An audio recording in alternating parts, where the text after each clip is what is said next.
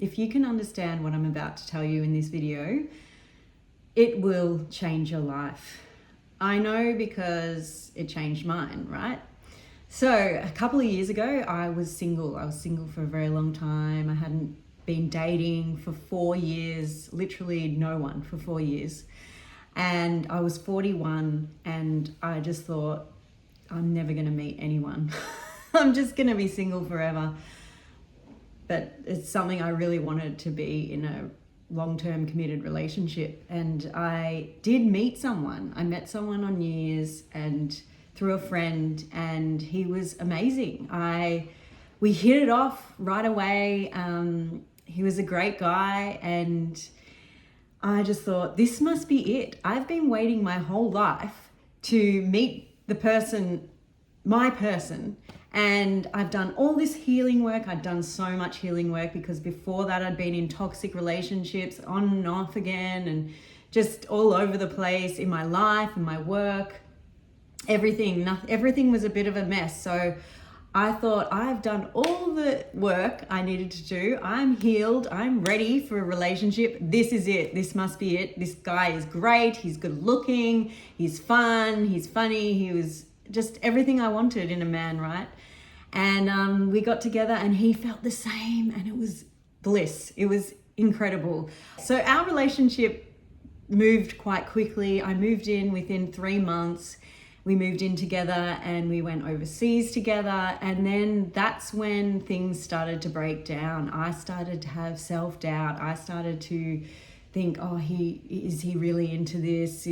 Does he really want to be with me? All the same stuff that I had been dealing with in my whole life, really, started coming back up. And at the time, I didn't realize. I thought he needed to do more to make me more secure, and I needed to talk about all my feelings and tell him why I was anxious, and he needed to fix that for me. Unfortunately, that was a burden on him, and for me, it felt like he wasn't doing enough, and it meant I was reactive. It meant that I took things the wrong way sometimes. I took things too personally, or I needed to talk too much about how I was feeling and why this was seriously.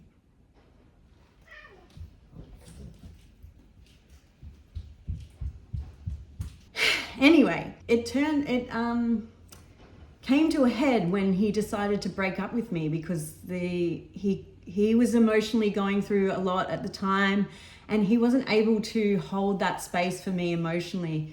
And that was okay. I felt like that was the end of the world for me, but not quite as bad as it got later. And, you know, I accepted that, and then he changed his mind really quickly because I had apologized for a few of the things I had done and the way I, responded to things. And we tried to work it out, and we got back together, and it just wasn't the same because I was so anxious. I was just so anxious. I just thought that he was just going to leave again. He couldn't do enough to make me feel secure. He wasn't, in my mind, he wasn't doing anything. And we ended up breaking up again, but again he changed his mind, and I thought, oh gosh, I don't want this relationship to end. I think we can make it work. I ended up taking myself away and hoping that leaving the situation would help. I don't know what I was thinking, but anyway, we ended up, while I was away, we had another argument, and he ended up breaking up with me again. There was silent treatment. There was all this stuff that just wasn't what I thought I was going to be in. After all this healing work I'd done, I thought I wanted to be in such a conscious relationship, and where we talk about our triggers and we heal and grow with each other, and it wasn't working. And he broke up with me again. He changed his mind again. And by that stage, I was so anxious. I was not in my body. I couldn't eat. I was just devastated. And while I wanted it to work, I was like, I can't be with someone that continually breaks up with me when it gets hard. And so I said, I can't do this anymore. And he was like, okay, see ya.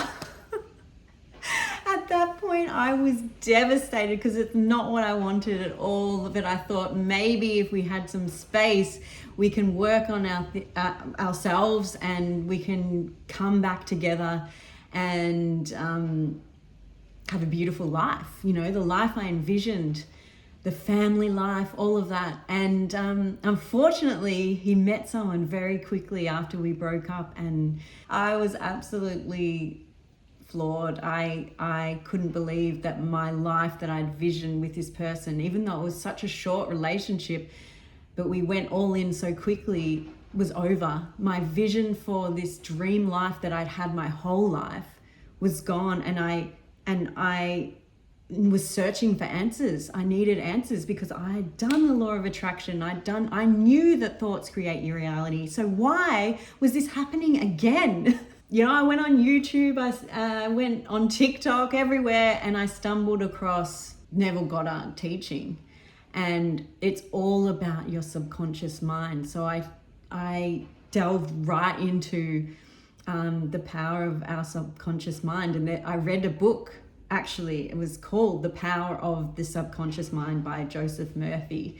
But before that, the penny dropped. I realized that my abandonment wounds from childhood and my feeling of unworthiness that I've had my whole life pushed all these relationships away. And it wasn't just my romantic relationships, it was friendships, it was my work life. All of my subconscious beliefs were creating my reality. And when that penny dropped, it was like a light bulb moment, and I could look back on the relationship I just had and realize where I was pushing him away. I was pushing him away so that he would break up with me, so that my subconscious beliefs would be right. And I didn't know I was doing it. I was not aware of it. And that was the most frustrating part, because I realized and I really wanted to change it, but I couldn't because he'd met someone else. So it was pretty rough, actually. And I was devastated. I was on the floor. I couldn't eat. I was sad. Honestly, it was the best thing that ever happened to me. After that, I had to move out of the house, and I moved down to Anglesea. Straight away, I realized, wow, our subconscious mind is so powerful. This is the piece of the puzzle I was missing. So I found a hypnotherapist. I had 2 hypnotherapy sessions where we went deep into my subconscious mind. We worked through some things from my childhood that were creating these thoughts around I'm going to be abandoned, or I'm not worthy, or I'm not good enough. We worked through those. And I mean, I have to say it must have helped, because everything has changed in my life since then. So basically 2 months later, I met someone else. I met my now boyfriend, who is a far better match for me. I'm glad the other relationship didn't work out, even though at the time I thought my life was over. But this is a much better relationship. And also, things have come up in this relationship where I have been able to self-soothe. I have been able to regulate myself and understand where it's coming from and flip those thoughts and take control back of my life. I also had kinesiology, and that really helped, I think. But knowing the power of our subconscious mind really was the game changer for me. So I also listened to the book The Power of Now by Eckhart Tolle, who that also changed everything for me. I can't believe how much more grounded and happier and content I am. I'm still working through all of this stuff. It's still a work in progress, and I still have to make sure that my old beliefs do not take control, but it is a lot different now. And I just want to share this, because if I'd known this years ago, I don't think life would have been such a struggle up until now. But I'm glad I know it now. So the fact that you're watching this video means your life is going to change, right? And it's not just relationships that it helps with. It's money, it's everything. It's knowing that what your subconscious beliefs are, if you can change those, you can change everything in your life.